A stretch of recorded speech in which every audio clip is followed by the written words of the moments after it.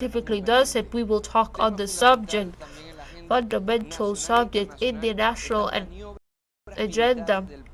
This military maneuvers of the Plan Independence 200 from the air base Francisco Miranda in Caracas, it was activated in airspace defense integral one to stop any attempt of establishment of enemy positions in the national territory. This 16 weeks of threats, of aggression, of psychological aggression, of siege and harassment have awakened, and national Bolivarian forces that have new strength deployed, and a Bolivarian militias more expanded and better trained, and a people that with serenity assumes its plans and supports its military. In Venezuela, the people supports their military, they support their militias, and in the practice, the exercises Independence 200, what they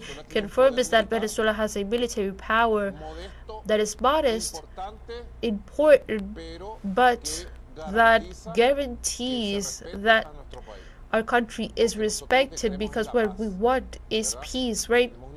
We have an armed forces that in the exercise Independence 200 has increased its military power.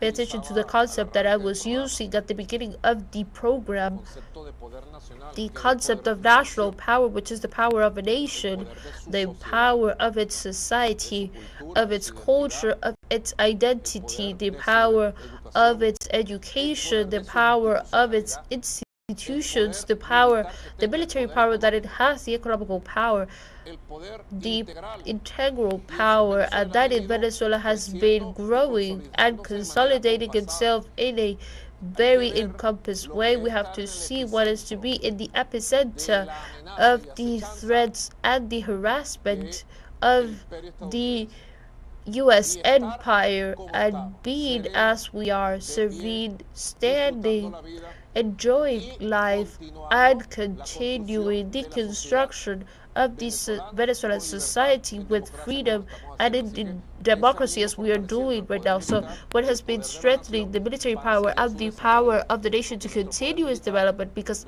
our military power is not thought of to have military bases in the foreign territories or to colonize the islands of the Caribbean. Our military power is not thought as a thing to invade Colombia or any other country. It is thought and deployed and fortified to defend this land, defend the seas, and especially to protect the right of our people to its development in peace.